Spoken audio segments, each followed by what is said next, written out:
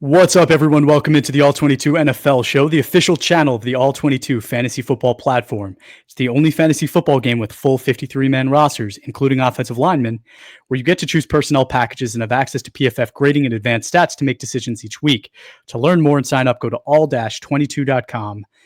Ray, how you doing, man? We are in the first ever 16-team league startup draft, and it's pretty difficult, dude. And I am pick 1 and 16 of the next round, and it takes an eternity to get back to me, and I sweat all day waiting for my pick. But how are you? I'm doing great. I actually feel great about the 16-team draft so far. I have a wooden table. I knocked on wood, but it's a ton of fun. It's a blast. It really it challenges you. It challenges you to really find good players and really take everything into account. We talk about scarcity, but never more is it paramount than in a 16-team startup draft where you have to fill in an entire roster and you're sitting there knowing there's 5 good centers in the entire league right now. So when do you get one? When there's 16 teams in this league and you need 2 good ones. So it's a ton of fun, very challenging, the most GM-like challenge in all of fantasy football today. So as Chris said at the start of this thing, sign up, give it a try.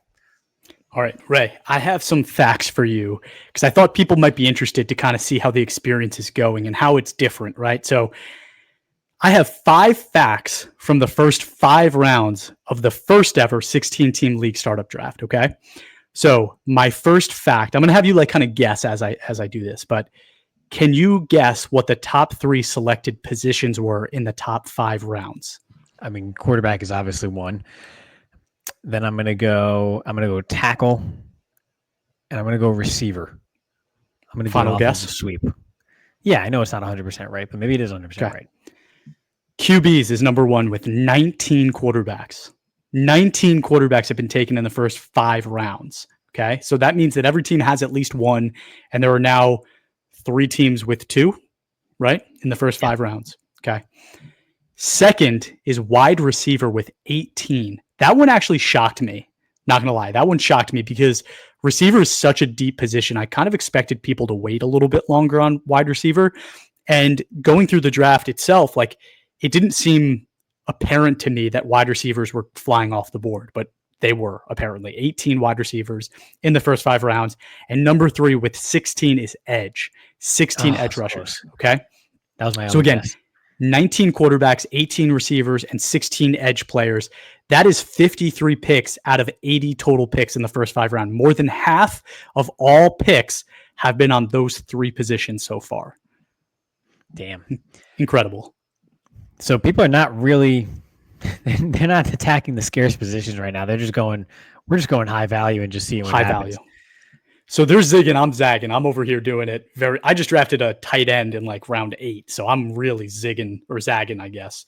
All right. You ready for number 2? Let's do it. Only one position was not selected besides kicker and punter in the first 5 rounds. Can you guess which position that was? Was not selected. Boy, it really comes down to, did someone take Creed Humphrey before round 6? Yeah, I'm gonna say it's center because I think someone took Kyle Hamilton probably pretty early.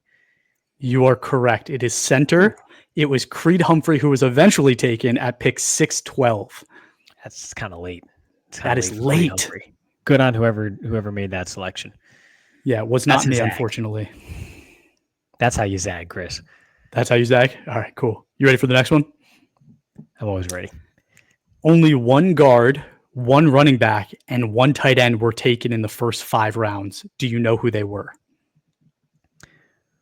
1 guard, 1 running back, and 1 tight end. Holy shit! It shouldn't be that. It shouldn't be that tough. I'm assuming the running back was Jahmyr Gibbs. The guard maybe was Tyler. No, I don't think it was Tyler Smith. I think that's early for Tyler Smith. I'm probably missing an obvious one here. No, I'm gonna go Tyler Smith, Jahmyr Gibbs, and I already forgot the 3rd position. Tight end. Brock Bowers for sure. You are 1 for 3. So Yeah, you that's got what I tight saw. end. Yeah, that's the easy one. That was the easy one. Brock Bowers. The guard was taken by me, and it was in the, I believe, the 5th round, and that was Chris Lindstrom. Okay. No youth. No youth. Just going straight vet. He's still really young, You'd be Is he? surprised. He is. I think he's like 26, He 27. might be 26. I'm just bugging right now. He's good. Running back was the other running back taken in that draft, which was Bijan Robinson. Bijan. He was the other. Yeah. No, not Bijan. Bijan. Whatever, Chris. You didn't see the social media No. that was going viral?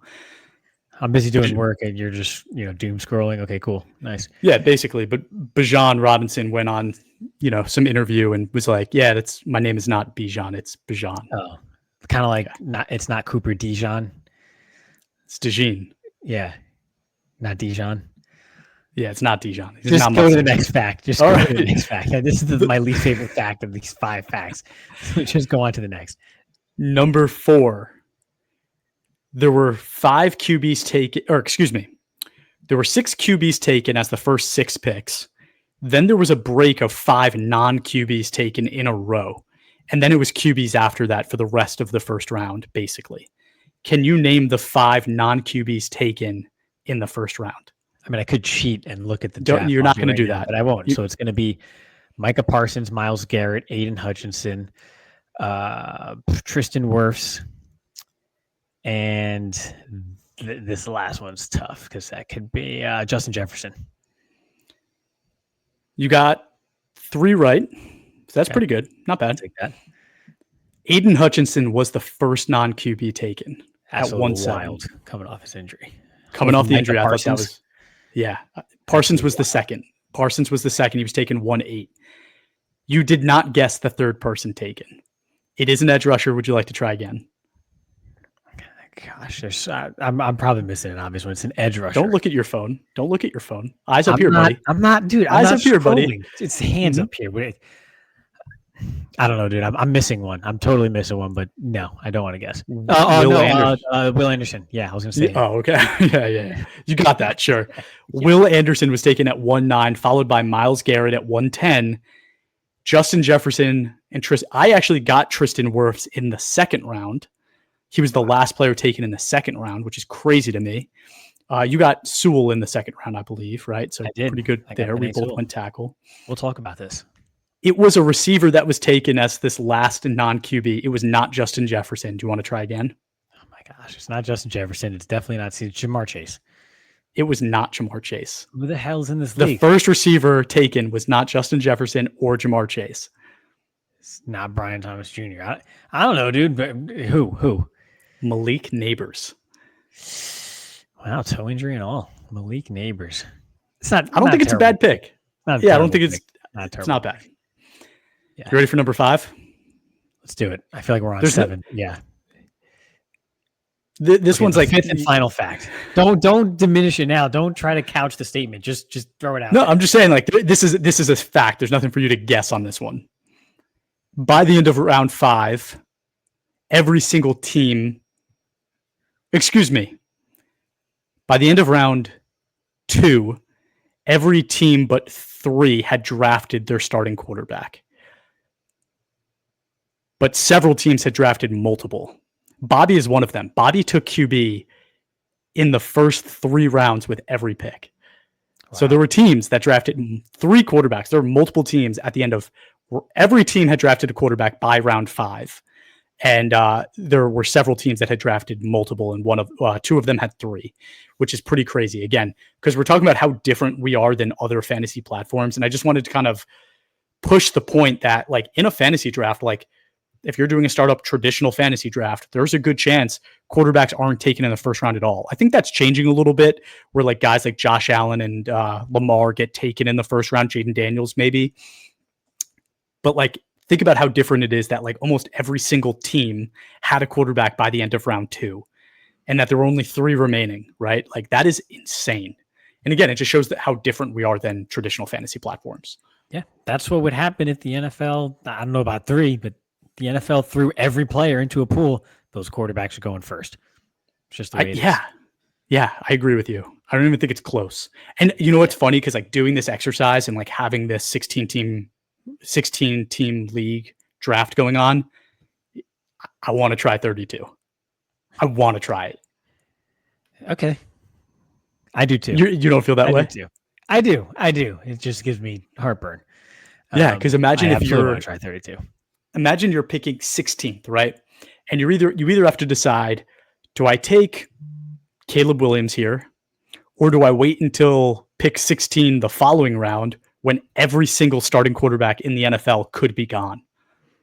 You take Caleb Williams. The NFL team would take Caleb Williams and not think twice about it. I agree, but I'm just kind of, just putting it out there. Okay. All right, Ray, the next segment we wanted to kind of jump into that we had for today was talking about a couple more big contracts that were signed this past week. There were two big ones that we wanted to talk about. And let's start with the bigger of the two, which is Rashawn Slater with the Chargers. Signed a massive contract. He is now the highest paid tackle in terms of annual salary at $28.5 million per year. His total contract value of $114 million is good for third, but the only reason it's third is because he signed a 4-year deal and the other two guys have 5-year deals, and that's Andrew Thomas and Tristan Wirfs, who have more total money on the contract because it's a 5-year contract.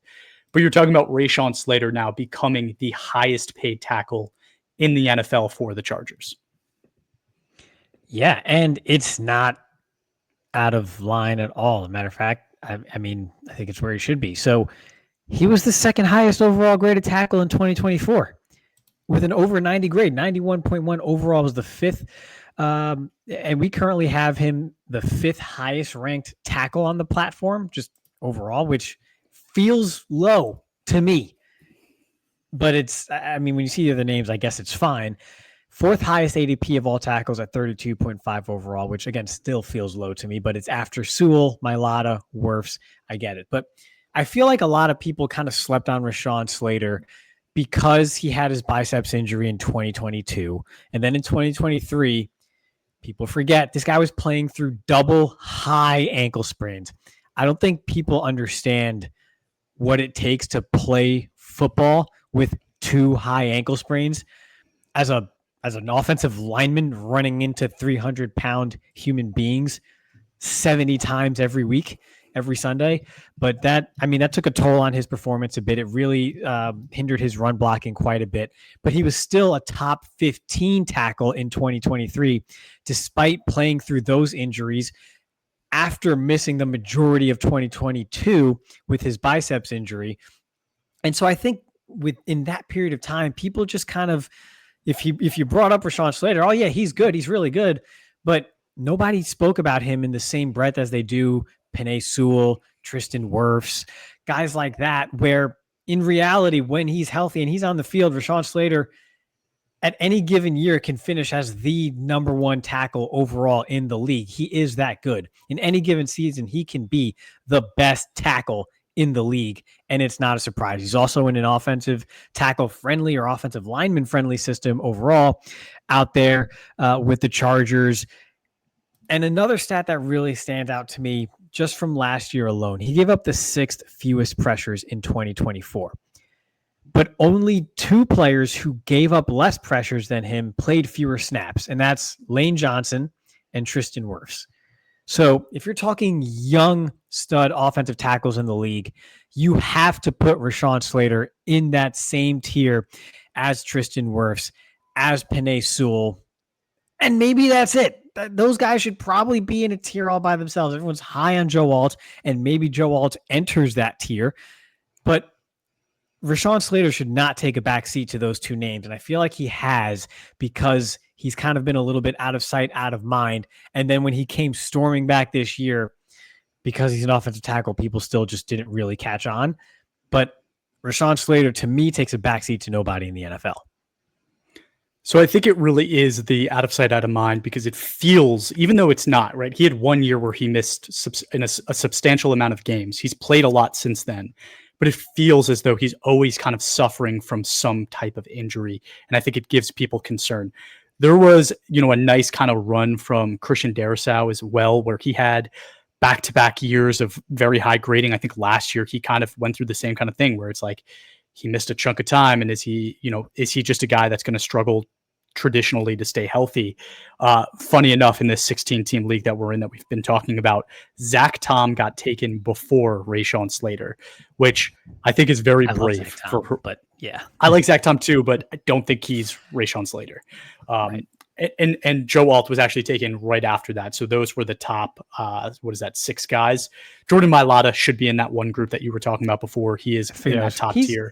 Do you consider him young anymore? Isn't he, 28 years old, Jordan Mailata? Now I think he's clearly firmly in his prime, but a couple years older. So I kind of have the young cutoff at like 27. But yes, top tier tackle Mailata there too as well. Like I said, when you see those names of the top 5, when you put Rashawn Slater at 5, you want to argue with it. When you hear the other names, like I get why those other names are up there too. There's no wrong answer, but you can't not put Rashawn Slater in that tier.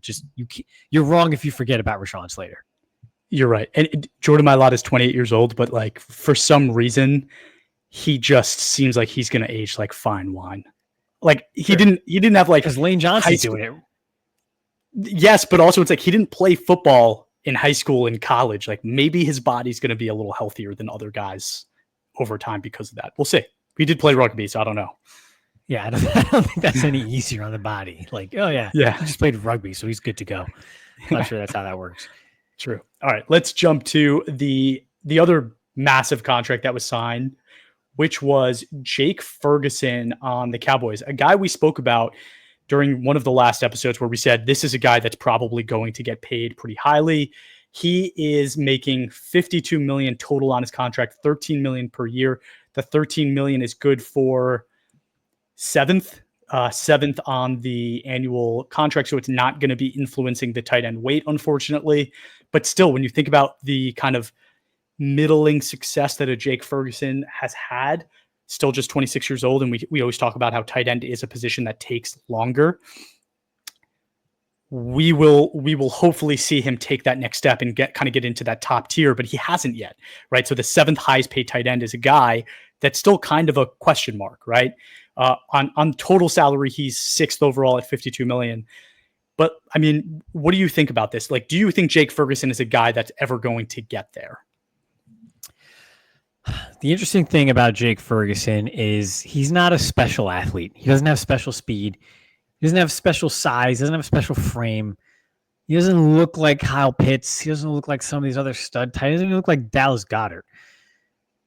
And he's a limited blocker. He's a limited run blocker. So you take that into account, not a special athlete, not a great run blocker. And he's coming off of a year where he didn't even crack the top 50 highest tight ends last year. I mean, granted, he was playing through injury. He lost his starting quarterback. The whole offense was a mess. It was a disaster. But again, let's take a look deeper, one layer beyond that. And he and Dak Prescott have a really nice sort of synergistic relationship. They make each other better. And if nothing else, right? Not a special athlete, not a special blocker. Jake Ferguson is just a tough son of a bitch. I think everybody's seen the clip by now of him just kind of taking like a clear helmet-to-helmet shot from like Jamal Adams, getting up, doing the first down signal in his face. Like that's kind of who Jake Ferguson is. He will go over the middle, make those tough catches, put his body on the line, and keep the chains moving. And when Dak Prescott went down and Jake Ferguson was dealing with injuries, they just didn't have that element in the Cowboys offense last year, and everybody suffered because of it. So if you look back at his last full season with Dak Prescott, he was the 8th highest receiving graded tight end in 2023, 12th highest overall. And when really you look at the offense as a whole, they now have George Pickens as an added downfield threat to, couple with CeeDee Lamb. So that just opens up what they do best, they meaning Dak and Jake Ferguson, which is that seam route over the middle of the field. That just opens things up for Jake Ferguson to do what he does best. So it's a lot of synergy around a not special traits player who's going to wow you with any one thing he does. But the offensive system and the design of the way that team is built now, it's conducive for Jake Ferguson having a bounce back. And similar to Rashawn Slater, because of the terrible year last year, everyone's just kind of forgotten about him. But his last full year, he was a tight end one. He was a tight end one in traditional fantasy, and he was a tight end one in all 22. So people forget that. So he's not going to have the high end top 5 upside because he's just not that type of athlete or player. But when he's on the field with Dak in this offense and there's other weapons around him on the outside, he's going to be a tight end one most weeks of the season and finish in that top 8 to 12 range at the position. So you're getting that solid, dependable player so long as he's healthy, so long as Dak Prescott's healthy. The two of them make each other better. So having them back on paper, everything looks good. You obviously have to hope for good health, but assuming good health, you're going to see Jake Ferguson go back to that 2023 form, and he's going to perform a lot better than he's getting drafted at the position overall, because people are they've just forgotten about Jake Ferguson, and really you shouldn't. This is still someone who's 26 years old in the prime of his career. This is when tight ends in the NFL hit their stride, and he's got the pieces back together to really do that and go back to what was his top form early in his career. Would you agree that the Cowboys were an absolute mess last year? The Cowboys are always an absolute mess, but more so than other years, yes, they were an absolute mess last year. Okay. I remember watching a run of Cowboy games the year prior where Jake Ferguson looked like he was the next Travis Kelce. Like, he looked so dynamic as a receiving weapon. The toughness you spoke about was on full display, and he was really bringing it like not many tight ends in the NFL can. So I've seen that it's in there, right? He showed me that it exists in his game. It's possible. Has he done it consistently? No. Has he dealt with injuries? Yes. Was Dak not there last year? Yes. Or the year before, whatever it was. Like, I think that team needs to come together. And if it does, and Ferguson can stay healthy, he's already shown me that he can achieve that. So I am very excited about him as well. Let's stay on the Cowboys, because there was news yesterday that Tyler Guyton fractured a bone in one of his legs. They thought it was maybe a torn ACL. It's not. He has a fracture. They're saying that it's a chance that he's back by week 1, but it's probably unlikely. What does this mean for the Cowboys, and is there a player that we should be watching in place of a Tyler Guyton? Well, it means you should start Nolan Smith in week 1 if you have him in all 22.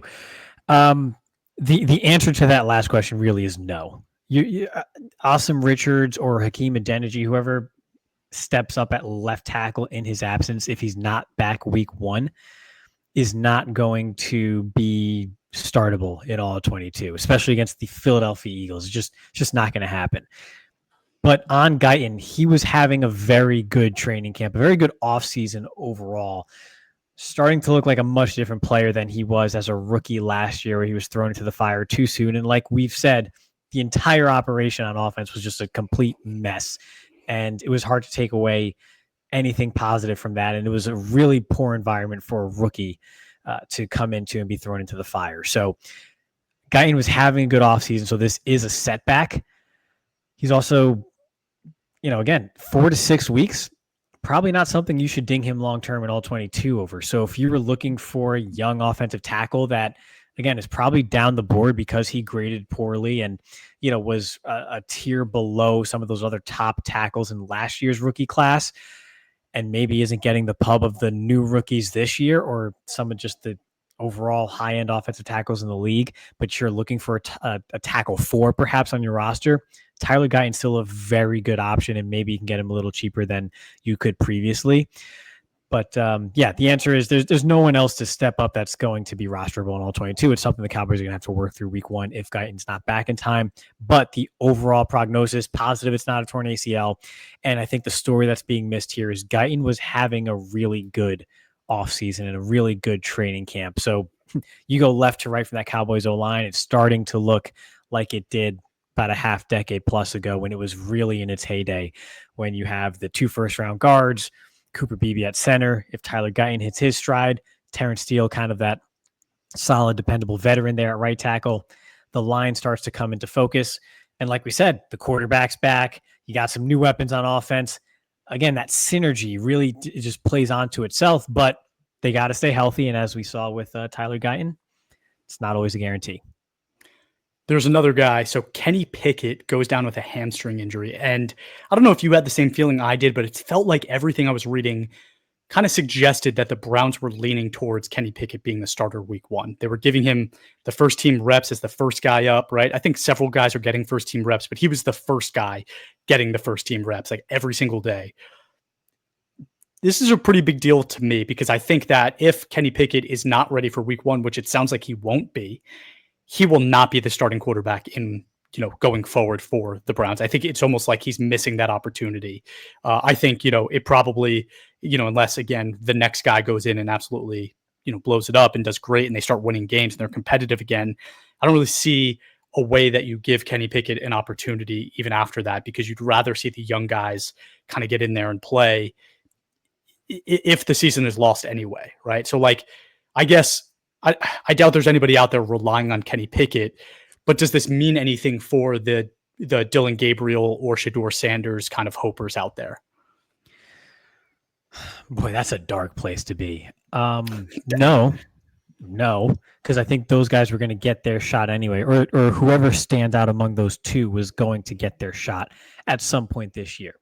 I do think in the near term, this could help Jerry Jeudy, because I feel better about someone like Jerry Jeudy or David Njoku and their passing game volume and quality of targets from a Joe Flacco than I do a Kenny Pickett.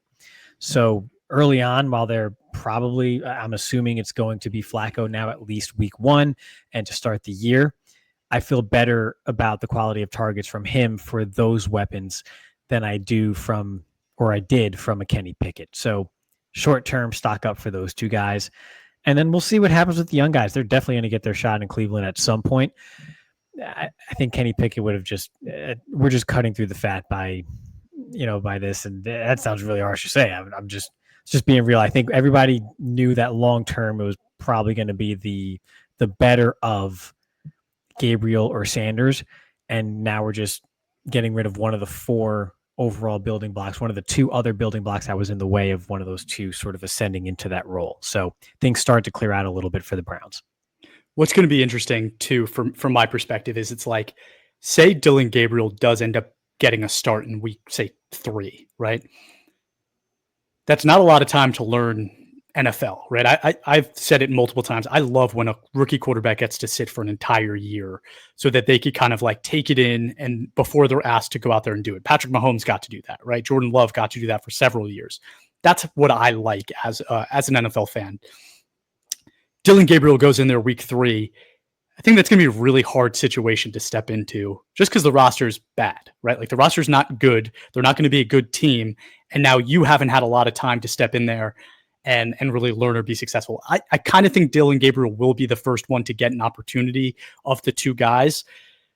But if Shedeur gets to wait and say until week 10 before he gets his start, maybe he's better. Maybe he's actually in a more advantageous position considering he'll have more time to kind of learn. The pressure will be off of him. If the other guys aren't really being successful, he only has to be passable and it's going to look pretty good. So something kind of interesting to watch. That's just my perspective.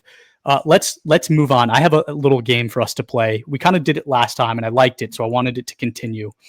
So I'm going to ask you, we're going to talk about Andrew Thomas. Okay. So Andrew Thomas, the tackle for the Giants, is another one of those guys that we actually missed out in that conversation of who are the top young tackles in the NFL. He's still 26 years old. There was a year where he was the top graded offensive tackle with an 89.1, but that was back in 2022. Since then, he has missed considerable time in each of the past 2 years. I think it was 8 games in 2023 and I think 9 games in 2024. So we're talking about missing more than half the season each of the last 2 years. But again, talking about a guy that was one of the highest graded tackle in the NFL. If we were doing a fantasy draft today, right, starting an NFL franchise, just like in all 22, who would you select if I was giving you options? So first option is Andrew Thomas or Trent Williams. Andrew Thomas, the age gap is too large there. Okay. I started off with a little bit of an easy one. Andrew Thomas or Brian O'Neill? It's closer, but still Andrew Thomas. Andrew Thomas or Paris Johnson Jr.? Paris Johnson Jr. Why? Younger, he showed a lot. He improved a lot this past year. I think he's going to ascend into that top 10, and he's shown to be more reliable to actually be available. So I think if they're both fully healthy, Andrew Thomas is the guy, and he's still 26.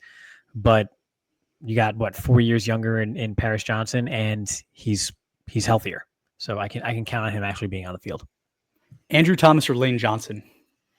Oh, damn.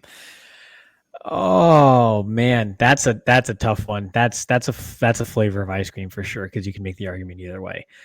If I said Trent Williams was too old, I'm going to also say Lane Johnson's too old. I'm going to go Andrew Thomas. Andrew Thomas or Christian Darrisaw? Darrisaw. And he's been injured too, but it's a more offensive tackle friendly offensive situation overall.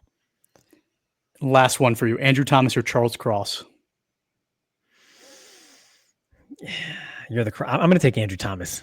I'm not as high. I like Cross, but I don't love Cross like some others do. Okay. All right. Just like there you have it. I didn't have anything else planned for today, Ray. That was it for me. Is there anything else you want to talk about? We got a football game this week.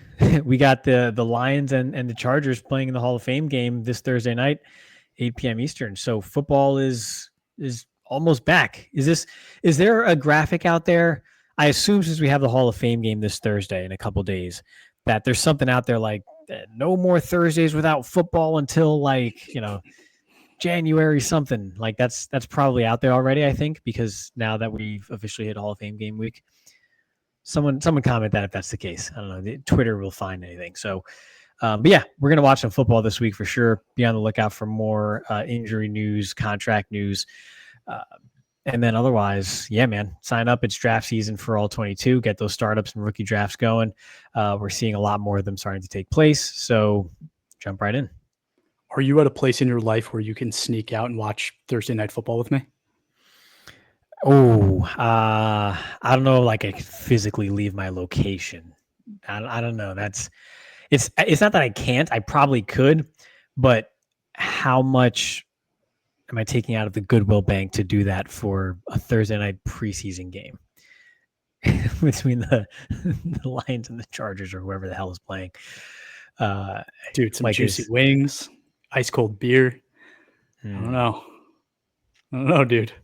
Maybe think about it. If you got nothing else planned for several weeks afterwards, where I can start saving up Goodwill again, we could talk about it. All right, we'll talk about it off air. All right, everybody, thank you for tuning in. Please give us a follow on Instagram, Facebook, TikTok, and X at all22_PFF, and give us a review wherever you watch or listen to your podcasts. And have a great day.